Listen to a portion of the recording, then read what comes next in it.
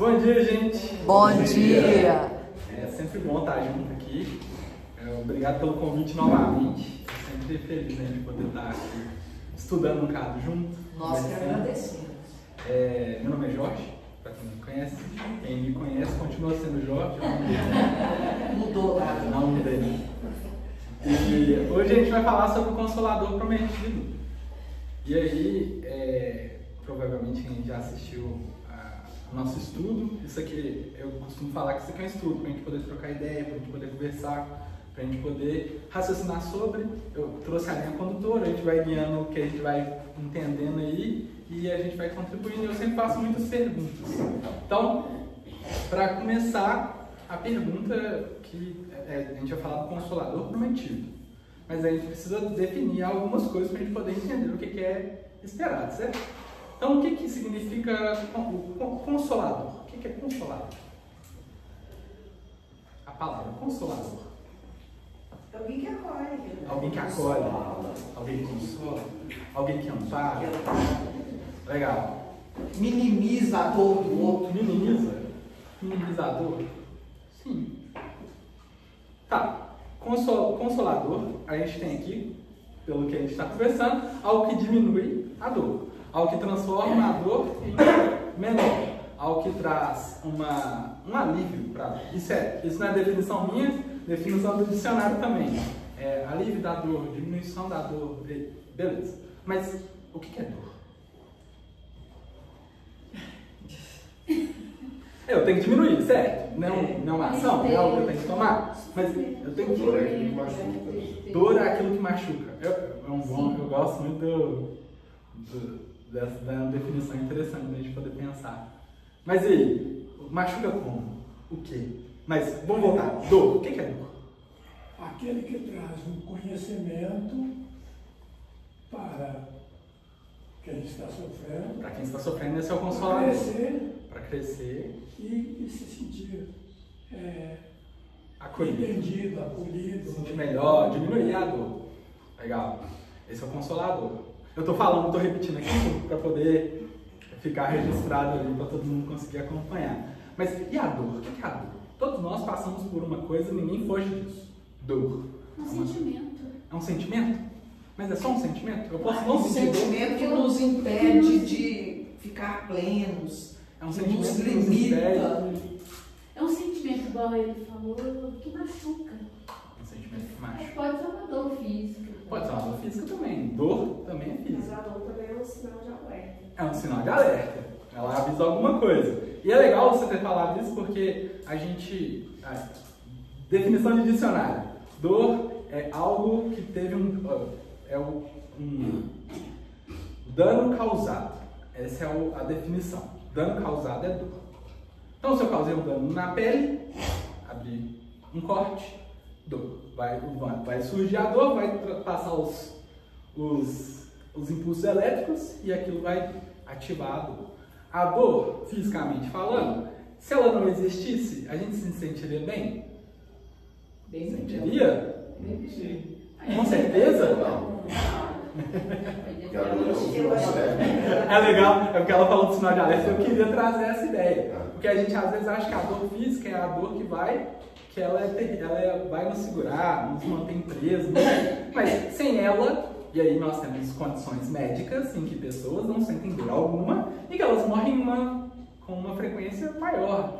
A idade, a expectativa de vida de alguém que tem essa doença que não sente dor é muito menor. Por quê? Quando incomodar e precisar se movimentar numa cadeira porque está sentindo a pele comprimindo ali, que vai criar uma dor, que vai criar um ferimento, vai abrir alguma coisa ali, que vai fazer com que o corpo se deteriore, aquilo ali a dor avisa. Ela fala assim, olha, se mexe na cadeira que você está muito tempo sentado no mesmo lado da perna. Isso pode causar um desgaste maior do que o outro lado, então você pode variar aí na cadeira que você está sentado. Então, a dor é esse dano causado, beleza? Vou separar os 3 níveis da dor aqui. A dor é o dano causado. Tem como a gente evitar o dano causado?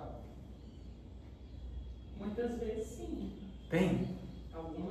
Algumas vezes Então sim, tá, outras não. a pergunta nós podemos evitar a dor na vida? Não. Ué, mas Vocês acabaram de falar que pode? Sempre vai acontecer alguma coisa. Algumas vezes eu posso evitar o dano causado. Tudo bem. A gente precisa da dor. Para a gente evoluir, a gente precisa da dor. Então, nós temos ela como uma companheira que nos avisa de alguma coisa. Nos impulsiona. Olhando para a dor física somente. Eu sentado em uma perna, ela me avisa que aquilo está incomodando o meu corpo, eu vou mudar para sentar do outro lado, para me movimentar na cadeira, para eu não criar um sofrimento para o meu corpo. A dor ela é um sinal positivo para a gente. Então, beleza. E sofrimento? O que é o sofrimento? Que é o próximo estágio. Primeiro é a dor. O sofrimento é o quê? É o psicológico? Interessante. Resistência de aceitar a dor. Resistente de aceitar a dor? Eu gostei dessa definição. É uma definição boa. Resistência de aceitar a dor. Mas a gente pode escolher não sofrer? Pode?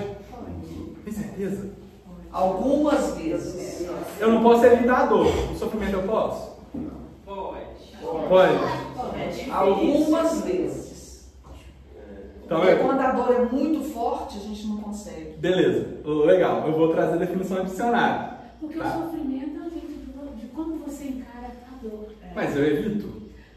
Você evita. Ué, mas se eu encarar a dor, independente de como eu encarar, eu tô encarando. Sim. Então eu tô sofrendo. Você pode encarar Mas você sem pode sofrer. sem sofrer. Não, aí é expectativa diferente. Sim, sim. Mas eu vou pegar a definição. A definição é: o sofrimento é a experiência da dor. Se a gente sempre sente dor, a gente vai passar, logicamente, pela experiência da dor. Posso diminuir essa experiência? Posso. Eu gosto sempre de usar o exemplo do queimei o dedo no fogão. Queimei o dedo no fogão, posso ficar ali com aquele dedo doendo, gritando, chorando, mas alguém fala comigo assim: se você colocar esse dedo debaixo da água corrente, vai amenizar a sua dor, você vai sentir um alívio, a sua experiência se transformou em outra experiência. Eu diminuí o sofrimento. O aprendizado me ensinou, depois de um tempo eu posso queimar meu dedo, eu já estou acostumado com aquela dor, continuo fazendo o que eu precisava fazer em cima do meu fogão ali para poder atingir meu objetivo. Então, eu consigo lidar com a dor. Sofrimento, tem a frase, né? A dor é necessária, mas o sofrimento é opcional. Então, nós estamos vendo agora que o sofrimento não é opcional. Ele é como eu vivo a dor. Então, tem uma diferença. Eu posso viver ela de uma forma pacífica, harmoniosa. Entender que aquilo ali é necessário para mim e passar por aquilo. Com tranquilidade, sem alongar esse sofrimento. Igual alguém que queima o dedo no fogão consegue passar por aquela queimadura com mais tranquilidade que alguém que nunca queimou o dedo no fogão. Beleza? Então, para a gente pensar, vou jogar só uma imagem na cabeça de vocês, para a gente poder buscar ela mais na frente, que é Jesus sofrendo na cruz. Como ele passou por aquilo? É difícil para a gente imaginar, porque a gente consegue se colocar no lugar dele e o sofrimento que a gente acha que ele teve é muito menor que o que a gente acha que a gente teve. Porque a experiência dele é outra, a vivência dele é outra, a participação dele é outra na vida. Então, nós conseguimos entender. Então, às vezes, alguém vai suportar um sofrimento de uma quantidade de tempo ali porque sabe que aquilo termina. E aí, vamos para o outro aspecto da dor. Por que eu estou falando disso? Porque a gente tem que consolar e aliviar isso. Então, quando uma mãe chega para o filho, ensina ele a colocar o dedo debaixo da água corrente quando ele queimou o dedo, ela está fazendo o quê? Aliviando aquela dor. Por quê? Através do conhecimento, do pensamento dela, do que ela conseguiu viver, ela consegue ensinar para ele: olha, se você fizer isso, isso diminui o tempo de cura que vai precisar daquele dedo? Diminui. A água correndo ali ajudar a amenizar e ajudar a curar também. Então, diminui em quantidade porque a pessoa descobriu que aquela queimadura passa, e aquela queimadura passando, ela consegue viver o resto da vida dela bem. Então, sofrimento, a experiência da dor, a gente consegue dar sequência nela de formas saudáveis. Beleza? Sem ficar preso àquilo eternamente. E é muito pessoal também, né? É muito pessoal, sim. Cada um de nós sente dor. Tem uma dor e um sofrimento. Sim. Às vezes por uma mesma causa, mas sente e... Diferente. Então, a gente não consegue medir a dor do outro. Não consegue. Então, uma coisa fútil para mim, que para mim não seria dor alguma, para outra pessoa pode ser o fim da vida. Todo mundo já... quer dizer, tem algumas pessoas passando pela adolescência e vão ver que tem dores que a gente acha que a gente está passando na adolescência, que depois que a gente fica mais velho, isso parece bobo. Mas não era bobo naquele momento, porque você conseguiu e prestou atenção no que você estava vivendo naquele momento. A sua experiência de passar aquilo conta. Então, se a sua experiência conta, as pessoas que vão ter que te aconselhar, olhar para aquilo com mais cuidado, têm que conseguir entender que você está sofrendo naquele momento e pode aliviar de alguma outra forma, tentar ajudar aquele sofrimento momentâneo a ser um sofrimento de fato momentâneo. Não é o fim da vida, porque a gente perdeu a blusa especial que a gente tinha. Não é o fim da vida porque a gente terminou um relacionamento. Então, há sequências ali que a gente consegue minorar e consegue falar, olha, tem alguma coisa além disso. Vou para o terceiro estágio para a gente poder entender. O terceiro estágio da dor é a aflição. A aflição é eu sentir a dor antes de ter a dor. Isso é legal porque essa semana eu estava estudando, estava à toa, passando as coisas assim, e eu vi um vídeo de uma menina que fala de neurociência, e aí ela deu os artigos lá, fui lá, copiei, fui ler um dos artigos. O artigo sobre a dor antecipatória, chama sentimento antecipatório da dor. O artigo fala que as mesmas áreas do cérebro são ativadas quando a gente pensa em que vai sentir a dor, da mesma forma quando a gente está sentindo a dor. Então, uma criança que está sofrendo porque vai tomar uma injeção, já está sentindo a dor da injeção antes de tomar a injeção.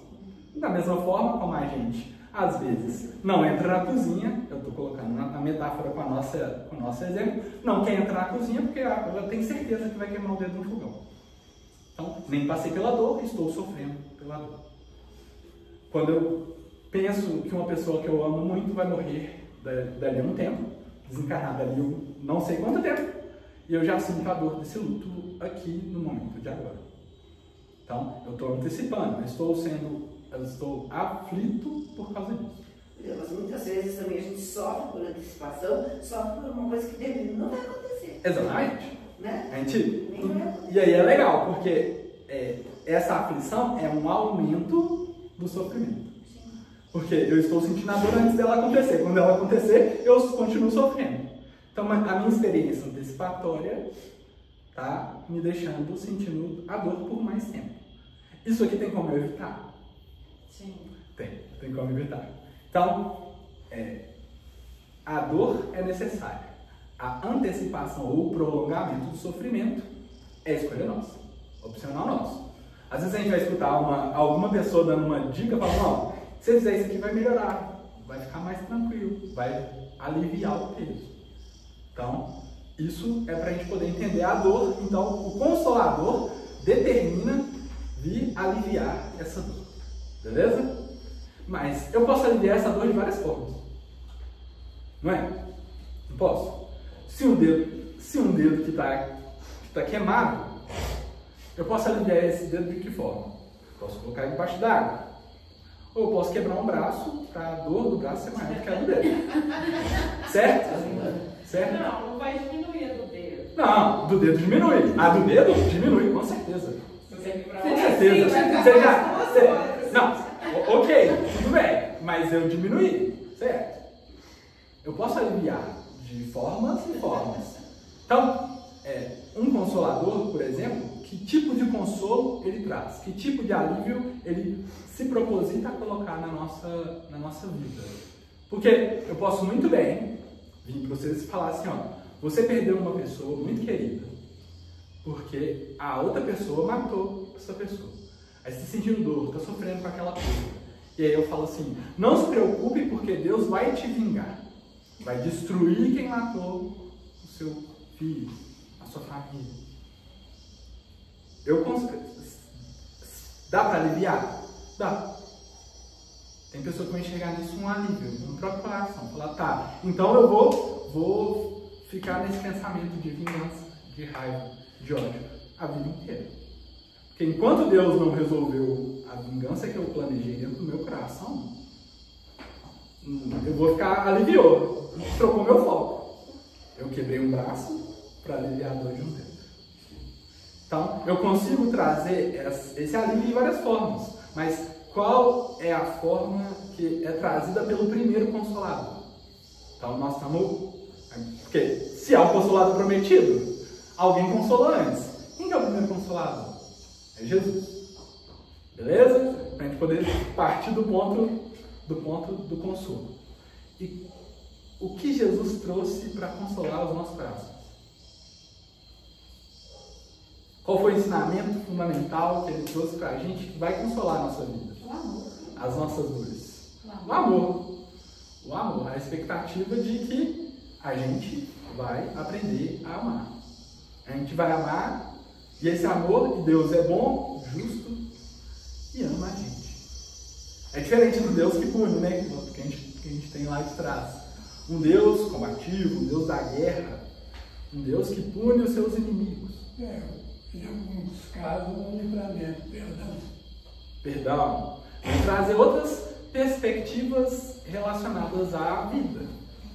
Então vem trazer outros alívios do que os alívios que a gente estava acostumado a construir ali, né? Porque, por exemplo, a gente vai pegar o Elias como referência. O Elias foi lá, conseguiu conquistar, venceu o Deus do outro lá e matou os sacerdotes dele. Todo mundo.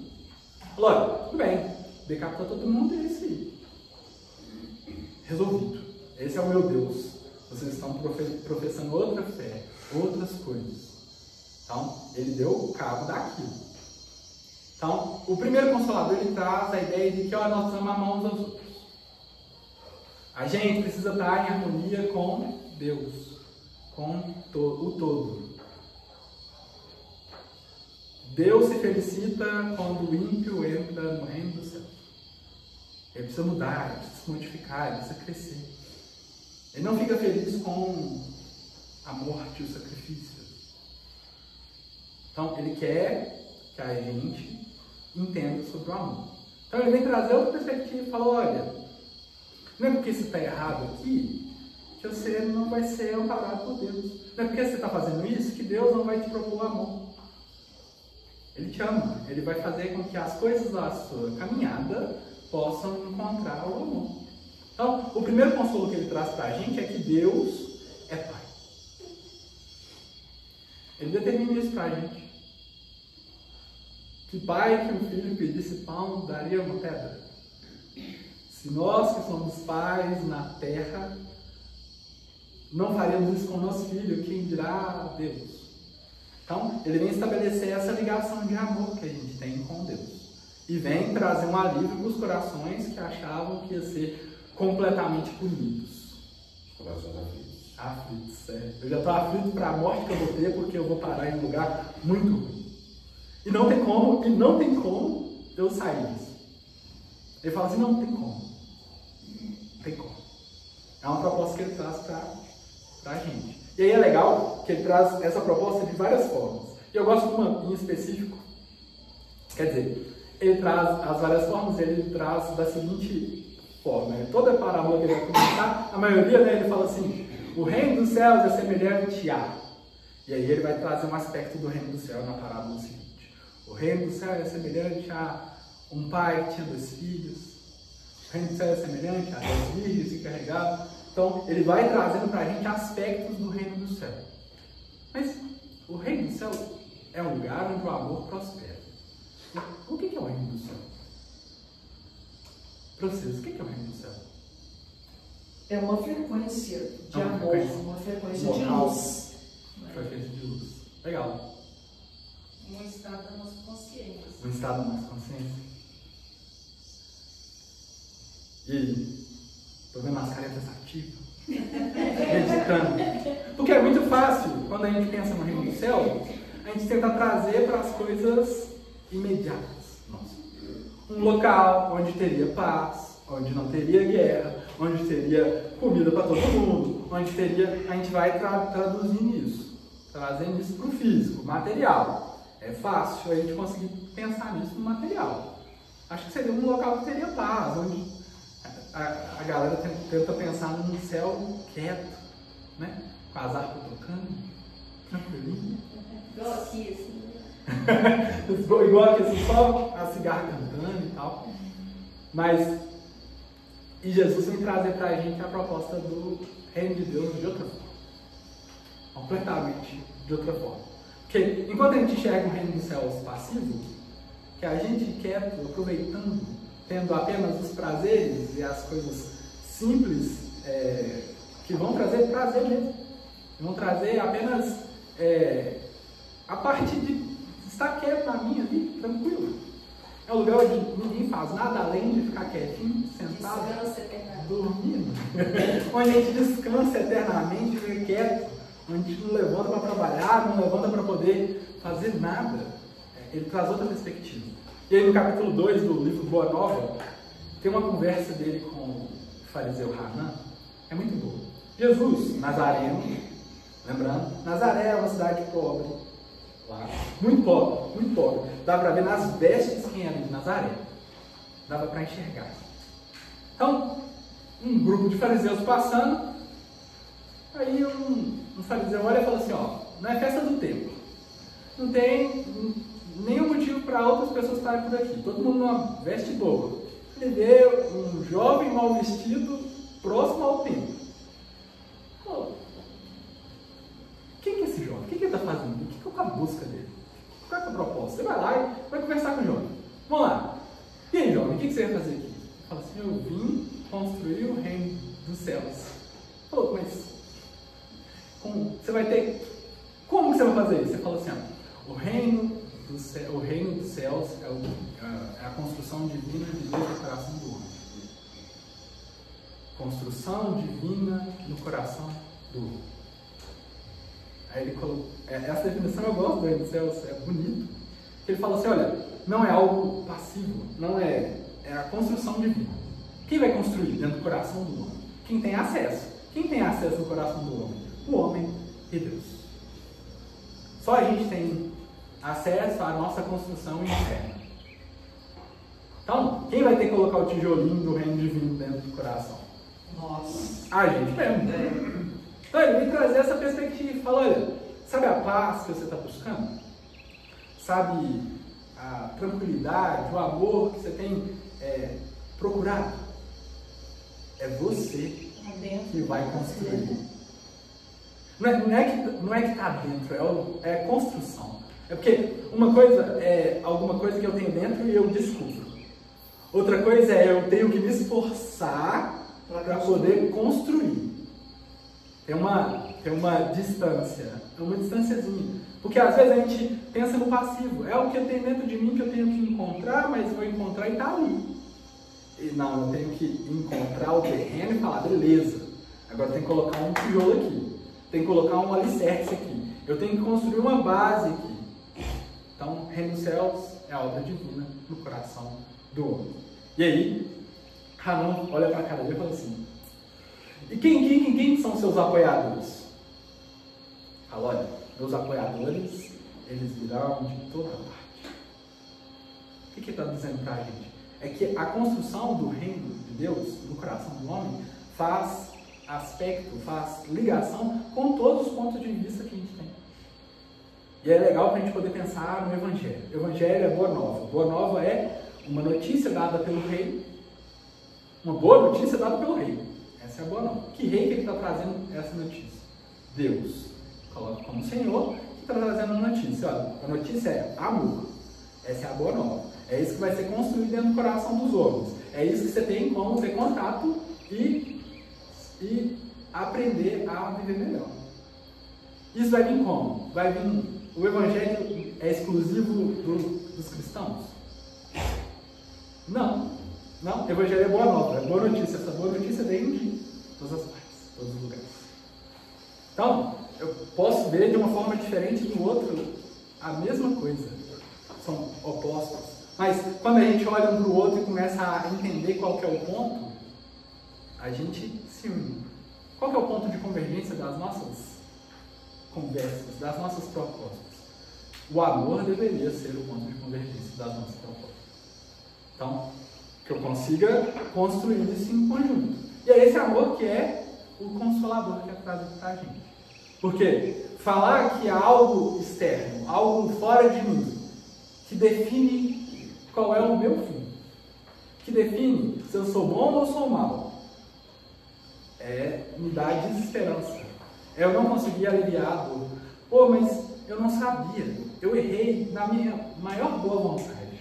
Errei. Causei o mal porque eu não pensei nas consequências que eu iria causar. Não tive ideia do que eu ia fazer. Mas eu estava buscando o bem dos meus. Eu estava buscando o bem. Aí eu gosto da definição do mal e do bem. Eu sempre trago para a gente poder não esquecer.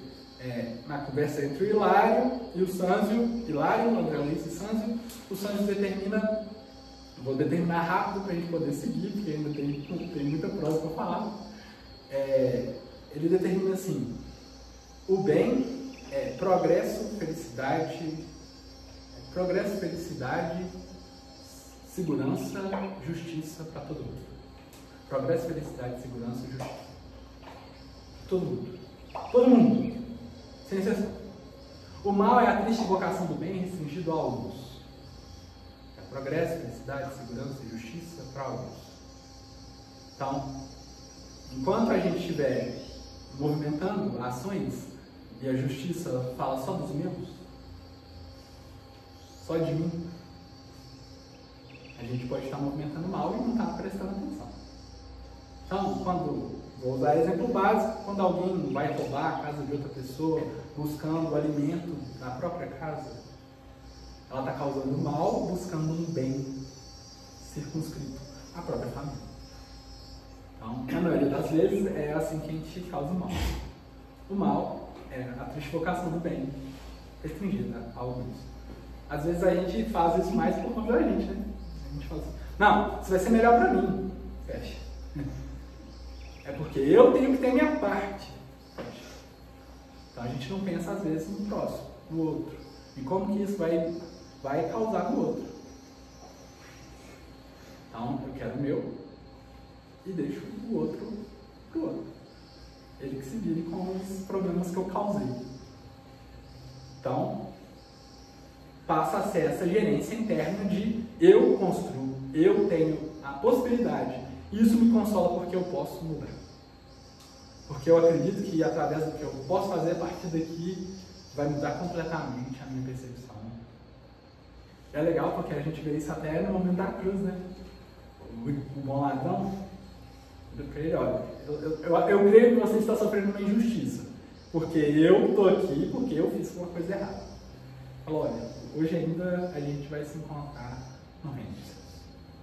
Mas aí o reino dos céus que eu estava falando era um local, um paraíso, o cara se arrependeu no último momento da vida, é aquilo.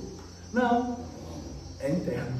Porque ele compreendeu, ele falou, olha, eu fiz o mal. Entendi o porquê das coisas, as circunstâncias que me trouxeram aqui. Porque eu vejo alguém que fez o bem e está nas mesmas circunstâncias. E eu entendo que isso é uma injustiça para com ele. E aí nessa ponderação do bom ladrão, ele conseguiu encontrar um tijolo para dentro do coração dele. Agora ele precisa executar, né, a construção. Ele falou, olha, nesse espaço aqui eu consigo colocar uma pedrinha que vai construir. E assim, com a gente. A todo momento a gente está descobrindo, a gente está entendendo, a gente está entrando em contato com essa palavra de Jesus que vem trazer consolo aos nossos corações. E fala, olha, aqueles que choram vão ser consolados. Aqueles que têm sede e fome de justiça serão saciados. Então traz toda essa perspectiva. Tá, nós passamos do consolo, isso diminui nossa dor? Diminui. Não mais precisarei perder a minha mão para poder ressarcir o roubo que eu fiz. Dá para fazer de outra forma. Dá para poder devolver.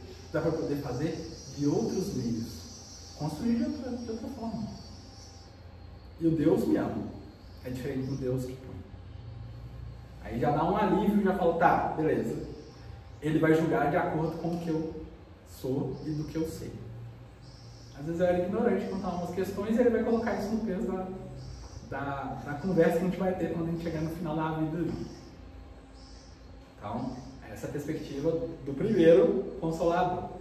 E aí no final da vida que eu falo assim, no final da conversa lá, Jesus com os apóstolos dele, ele fala assim, ó, vos enviarei outro consolador. Quer dizer, na Santa Ceia lá, né, que eles estão conversando, olha, não preocupa não, eu tenho que ir, mas eu vou enviar outro consolador. Porque ainda não pude falar tudo o que precisava ser falado. Preciso de alguém que vá dar mais consolo, vai aliviar mais a dor. Né? Então, ó, eu ensinei que você tem que colocar o dedo debaixo d'água. Agora vai chegar alguém e vai falar, olha, se você for colocar um band-aid ali, passar alguma coisinha, vai curar mais rápido, vai ser menos dolorido. Então, o próximo consolador vai vir para poder esclarecer algumas coisas que eu não pude esclarecer nesse momento. Naquele momento, não tinha ideia de astronomia, não tinha ideia de física, não tinha ideia de matemática, a ciência ainda não estava construída. Nós tínhamos apenas a crença, a perspectiva de algo além da gente. E aí a gente vai encontrando vários algos além da gente dentro da ciência ali. Percebeu, olha, as minhas células, elas são vivas, elas não dependem diretamente de mim. Elas vivem. Meu corpo tem mecanismos que se executam sozinhos. Há coisa além de mim. O mundo gira. As coisas acontecem. Tem outras perspectivas. E aí, esse outro consolador, ele teria que vir de uma forma diferente. Ele teria que vir não por uma pessoa, uma revelação, um ponto. Ele teria que vir de várias pessoas. E aí, a gente sabe a história do Kardec, e aí as minhas girantes, são vários espíritos que se respondem, vários. Nós não temos, ó, é esse espírito aqui que deu todas as respostas do livro dos espíritos. Não, vários. É legal porque o Kardec sabia falar 6 línguas, eu acho que é 6 línguas. 5 ou 6 línguas, eu nunca guardo. Então, ele sabia falar isso tudo para quê? Para que ele recebesse mensagem de vários lugares, ele conseguisse trazer isso e construir, consolidar. Então é como se alguém aparecesse aqui e começasse a perguntar, o que é uma cadeira? Sabe falar o que é uma cadeira? E você sabe o que é uma cadeira? E você sabe o que é uma cadeira? E aí ele fala, cadeira é isso. Ah, beleza. Aí uma pessoa define cadeira de uma forma diferente. Aí outras pessoas vão definindo e falam, beleza, vou olhar o consolidado das respostas. Ah, uma cadeira é isso. Então, foi perguntar para todo mundo, definiu o que é uma cadeira.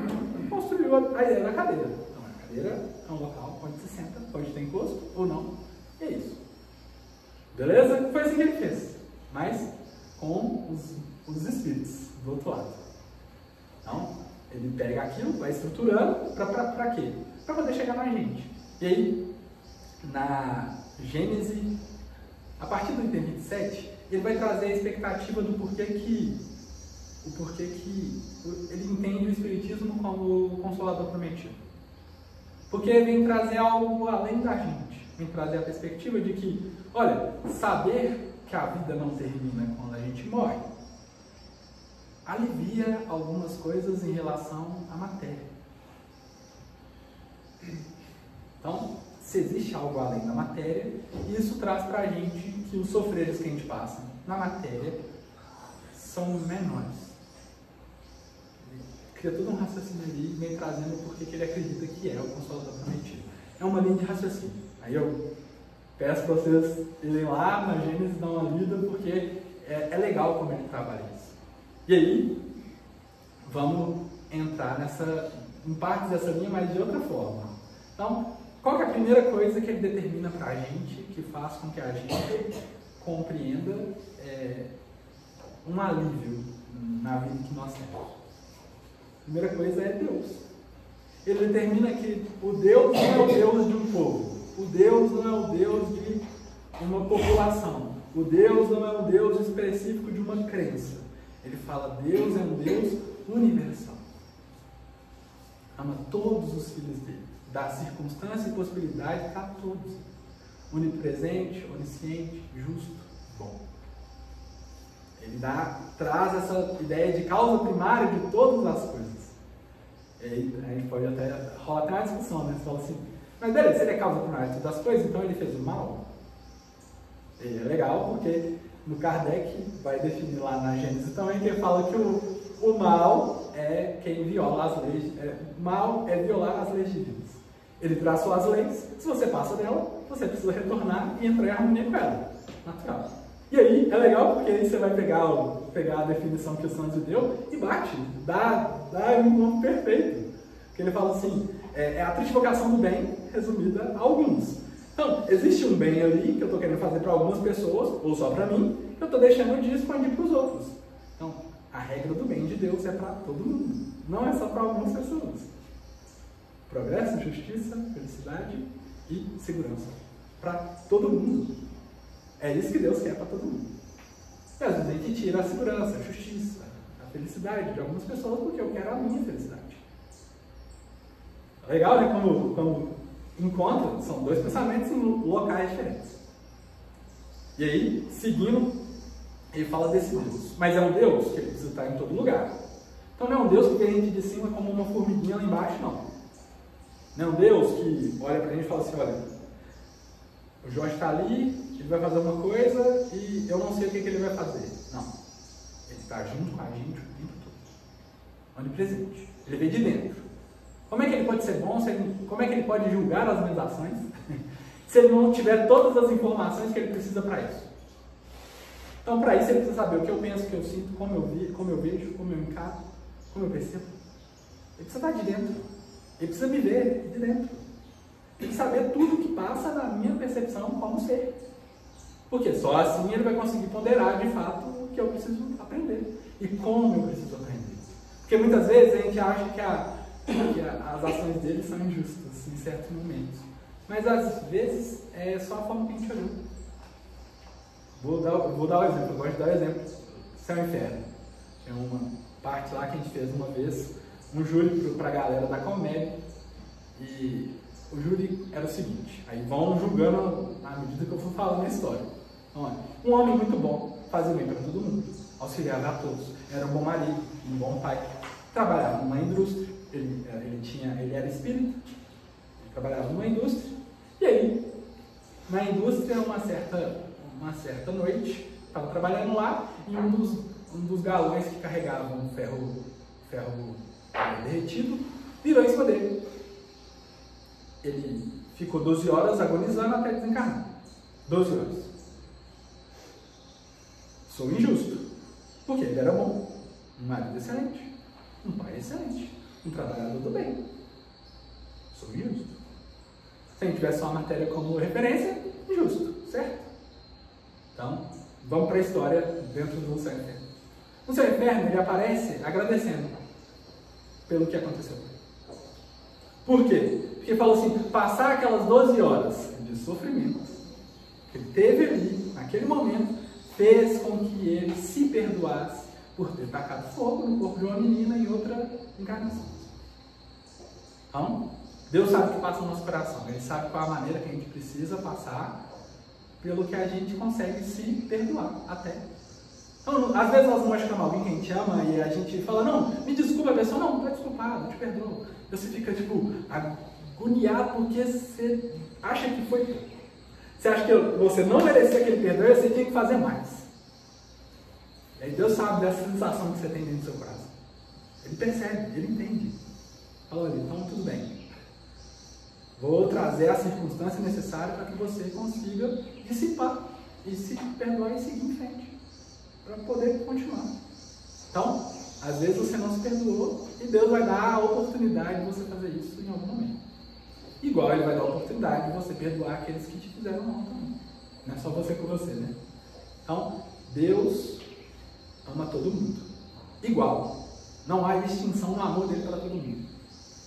Então, Ele fica manejando vontades, né? Ele também não fere nosso livre-arbítrio. Por quê?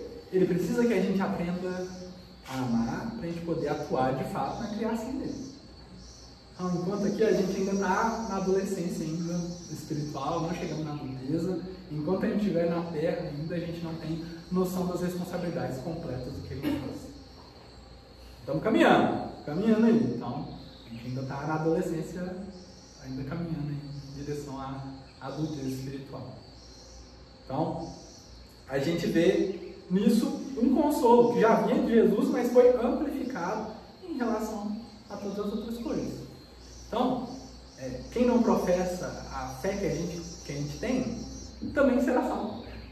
Quem não acredita em Deus, também será salvo. Então, não é nada que a gente precisa fazer com aquela pessoa, para ela poder aprender. Deus vai dar as circunstâncias necessárias. Então, eu posso fazer o que eu devo fazer, o bem que eu posso fazer, o mal que eu posso evitar. É eu que faço. Mas ele tem que entender que são meus irmãos ali também, que eu tenho que tratar eles de uma forma melhor. Eu tenho que aprender a amar e executar esse amor. Beleza. Primeiro, Segunda é espírito. Nós somos espíritos. É difícil, às vezes, a gente ter essa percepção. É complicado. Porque a gente está sentindo a dor agora, nesse instante. Está doendo. E é essa vida. E às vezes eu fico desesperado demais para construir alguma coisa, para quando eu passar para o outro lado, que aquilo ali se permaneça. Mas a matéria, as coisas no mundo, vão passar. A gente não lembra de muitos heróis, conquistadores, que estão muito, muito antes do tempo. O tempo ajuda a gente a ter essa percepção. Passou o tempo, a gente nem sabe com quem é nosso tataravô. Deve ter sido pessoas espetaculares. Deve. Mas a gente não tem contato. Isso não permaneceu. Mas quem permaneceu? Permaneceu as histórias que minha avó conta do meu tataravô. O laço criado no coração da minha avó é a vida dele. Aqui, né? Aqui. Porque está desencarnado, está do outro lado, pode ter sido até você mesmo. Então, o que de fato é construído nessa relação com o mundo, que não se perde. E aí no livro do Espírito a gente vê lei de destruição. E aí dito uma coisa muito legal: a lei de destruição só se aplica à matéria. Matéria. Ao Espírito não. Então, se eu criar uma ligação forte de amor com alguém, e por alguma coisa da vida, a gente teve que se separou, passou o resto da vida longe, distante, não preocupa se lá para conservar. Permanece. O amor que eu desenvolvi por outra pessoa, por outro espírito, não se perde nunca. Então, criar essas relações, essas conexões, essa compreensão de que a matéria, ela fica, ajuda a gente a evitar um tanto de problema na nossa vida. Ajuda a consolar também pelos erros que eu cometi. Porque às vezes eu cometi um erro terrível. Acabei com a vida de alguém. De todas as formas, não estou falando só da forma física. Posso ter acabado com a vida de alguém pelas promessas que eu fiz para essa pessoa e não cumpri. Eu tenho tempo de ressarcir isso. Eu vou ressarcir isso de alguma forma.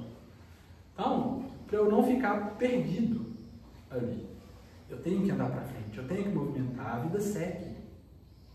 Ela não é, eu não sou os erros que eu fiz. É legal, né? É legal pensar que, tá, eu cometo erros, mas eu não sou só isso. E eu sei que eu não sou só isso. Mas se a gente se reduzir a só isso, a gente não avança. A gente não constrói. A gente está encostado lá com o reino dos céus, com o local preparado no meu coração para ser construído. O tijolo está do lado e eu não pego esse tijolo para colocar lá. Eu não construo. Então ele me traz esse consolo.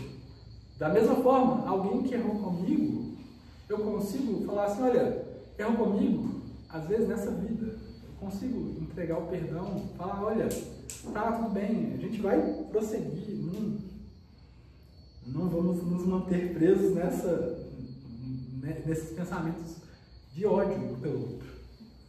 Sei, não quero você mais perto de mim, não quero mais continuar com você junto de mim, do meu lado, obviamente. Tolerância tem uma necessidade de saber limites, compreender, olha, isso aqui passou da parte que tolera, isso aqui passou da parte que deixa a minha vida, que pode ameaçar a minha vida, e aí se ameaçar a minha vida, eu não continuo meu progresso no mundo, né? A matéria é para a gente experienciar o amor que eu aprendi e que eu estou aprendendo.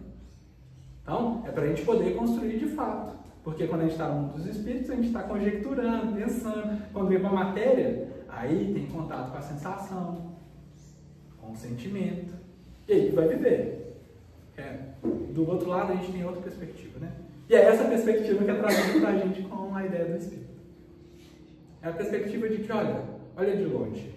Toda vez que você estiver tendo um sofrimento, pensa como espírito. Esse sofrimento é físico? Esse corpo vai acabar. Sofrimento é porque alguém me roubou materialmente? Esse sofrimento vai acabar. Vai acabar. Isso passa. É o que Maria fala para o Chico Avon, né? Tudo passa. Tudo passa. o que é bom e o que é ruim. Mas a gente aprende com a vida a passar pelos sofrimentos, a passar pelas dores que vão surgindo, pelos danos causados. E eu vou aprendendo a ter mais facilidade em lidar com aquilo. Não, eu já passei por alguém que fez um mal danado para minha cabeça por conta disso e disso e disso. E aí, mais à frente, você encontra uma pessoa que tem a mesma expectativa, você começa a ver que a pessoa faz a mesma coisa que a outra fazia, como ela fazia. Fala, já passei por isso, não quero ter mais dor de cabeça com isso, eu vou e diminuo o meu sofrimento. E olha, tudo bem, tá? Eu vou querer você distante de mim. Então, são escolhas nossas. A gente ainda não tem ferramentas suficientes para lidar com todas as dores. Não temos. Mas Deus só manda as dores que eu consigo lidar. Dá para entender? Porque Ele é justo, Ele é bom. E aí tem no Pronto Socorro, o nome do livro, capítulo 4. Tem uma falinha que é pequenininha e eu gosto muito dela, eu uso muito dela. Que é, Deus, cala-te, Deus falará por ti através da circunstância. Ele traz pra gente assim, seguinte, o idioma de Deus é a circunstância. É isso que Ele te entrega. É assim que Ele fala com você. Você está pedindo sinais do céu, Ele está te dando a todo momento. Todo momento. Cada circunstância que você se encontra é Deus falando com você. Como é que a gente faz para poder traduzir a mensagem dele? Tem que estar atento e tem que estar conversando com ele, né? Para entender com ele. Tem que estar atento ali, organizado internamente para poder... Ah, entendi. Esse é o ponto que eu preciso tratar. Eu preciso ter um pouco mais de paciência com essa pessoa. Ele nem coloca que você tem que ter mais paciência com todo mundo. Às vezes é só com essa pessoa. Então eu preciso aprender a desenvolver paciência, desenvolver amor mesmo. Então, ele vai falando com a gente o tempo todo. Isso traz pra gente consolo de que forma? Alivia, porque a gente não está sozinho em momento algum. Então, traz essa perspectiva diferente pra gente. Comunicabilidade. É a próxima, né? Próxima ferramenta. Olha, quem parte daqui consegue escutar a gente do outro lado. Isso ajuda a gente a ter uma... Olha, então quer dizer aquela pessoa que eu vivi a vida inteira, foi embora, que eu consigo fazer meu pensamento chegar nela? Sim. Às vezes, obviamente, a gente vai querer um contato, né? A gente vai querer uma carta. A gente vai querer que em alguma reunião mediúnica venha alguém conversando com a gente. Tá, tudo bem. Se a gente ainda precisa desses sinais, eles estão aí. Mas a gente tem que pensar também como espírito. Do outro lado, às vezes, a pessoa não vai estar em condição. Não está passando pelo acostumar, né? Pelo tormento da vida. Tanto de lá quanto para cá. Porque se você for pensar quando um espírito encarna, ele também tem o tempo dele ali de tormento. Imagina, você tinha todas as suas funções, visão, movimentar, fazer todas as coisas, e agora você está no corpo de um bebê que só pode chorar. Difícil, né? Complicado. Você tinha todas as possibilidades, pensamento lógico, raciocínio, fala, tudo que você tinha desenvolvido e agora está num corpo que vai ter que crescer, progredir, você vai ter que passar pelo contato com outras pessoas, às vezes com pessoas que você não queria ter contato. Família mesmo. Pra quê? Para você entender que aquela pessoa não é a ação ruim que ela te fez, ela é uma pessoa. Ela também sabe amar. E aí vai crescendo e descobrindo isso. Aí, mais pra frente, fala assim, ninguém fala do meu irmão. Porque só eu sei o que ele faz de mal. Mas eu também sei o que ele faz de bem. Então aprendi a entender o amor. Aprendi a descobrir que aquela pessoa melhora. Que ela não é só aquilo que ela... Não é só no pé que ela pisa. Então, a gente vai aprendendo. E a comunicabilidade facilita essas coisas.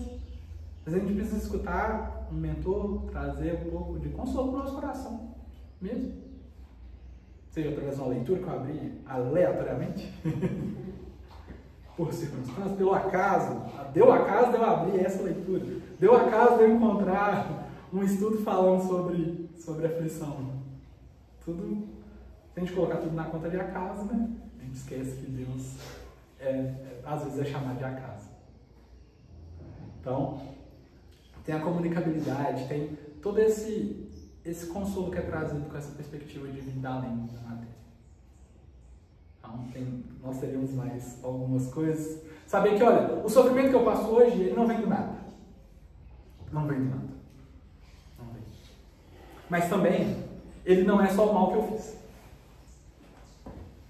Por quê? Posso muito bem acreditar que todo mal que eu recebo é mal que eu fiz. E eu gosto de trazer os exemplos, né? O irmão decidiu dar o cocão em outro irmão. Quem é o irmão que vai ser escolhido para receber o cocão do irmão? Uai, às vezes alguém que já deu um cocão e precisa aprender, certo? Traz o irmão, tá?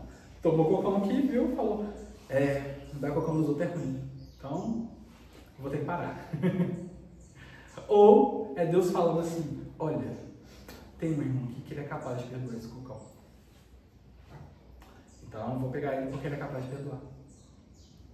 Então, nem tudo de ruim que acontece com a gente é por algo que eu fiz de ruim no passado. Às vezes é Deus confiando no nosso coração para conseguir lidar com aquilo da melhor forma possível. Então, às vezes não é algo que eu fiz, é algo que Deus está confiando na minha mão, está entregando para mim, falando, olha, você dá conta. Você vai ser o único capaz de parar essa sequência de maus. E é interessante a gente poder pensar dessa forma, porque também consola o nosso coração. Porque se tudo que eu faço fosse mal, tudo que eu recebo mal fosse mal que eu fiz, eu ia ser uma pessoa terrível. E já fui, né? Então, e aí, a outra perspectiva também que traz a questão do progresso, que traz para a gente a percepção de que, neste momento, agora, nós somos a melhor versão que a gente tem. Somos a melhor versão, sem dúvida nenhuma. Nenhuma. Nós somos a melhor versão que a gente tem. Eu queria voltar tanto distante. Não volta, não. Você quer saber o que você fez lá atrás? Presta atenção. Aí fala do irmão, não é nem a mim. Presta atenção no que você faz com você quando você está sozinho. Aí você vai saber o que ficou para trás. Aí você vai saber o que de fato, o que você ainda sofre. Então, você quer saber do lugar onde você vai quando você desencarnar? Presta atenção nos seus pensamentos, quais as coisas que te atraem. Para que lugar que você vai? Um lugar difícil. Às vezes ué. Mas começa agora e termina diferente. E aí a gente trabalha para que o amanhã, quer dizer, o Jorge de amanhã seja melhor que o Jorge de hoje. Então, para a gente conseguir trabalhar esse progresso. E aí é interessante do progresso, né? Tudo que a gente progride não volta. Se eu aprendi a amar o meu irmão um pouco mais, eu não vou deixar de amar ele, de modo algum. Então, virtudes não são perdidas, de nenhum jeito. Então, isso ajuda a gente a se consolar. E essa foi a promessa que Jesus trouxe para a gente. De que iria vir alguma coisa que ia trazer conforto no nosso coração. Então, se você ainda não se sente confortável, talvez você precise buscar mais lugares, ou coisas, ou percepções para poder sentir um conforto no sofrimento. Do sofrimento, né? É porque a experiência da dor a gente vai conseguir diminuir ou minorar ela de acordo com a nossa vivência. Então, quem já colocou a mão muito na panela enquanto cozinhava coisas maravilhosas para outras pessoas, não vai sentir mais a queimadura da mesma forma que a pessoa que... às vezes nem vai sentir, né? Continua como se nada tivesse acontecido, segue vida, porque já aprendeu a lidar com aquela dor. Então, que a gente aprenda a lidar com as nossas dores e que a gente encontre consolo no nosso caminho. E distribua, né? Isso é o mais importante. Espíritas serão reconhecidos pelo consolo que dão aos corações. Não sei o que eu estou falando, está no Evangelho segundo o Espiritismo. Então, depois, se alguém quiser referência, depois pergunta. E é isso. Então, obrigado pela oportunidade e até a próxima. Nós que agradecemos.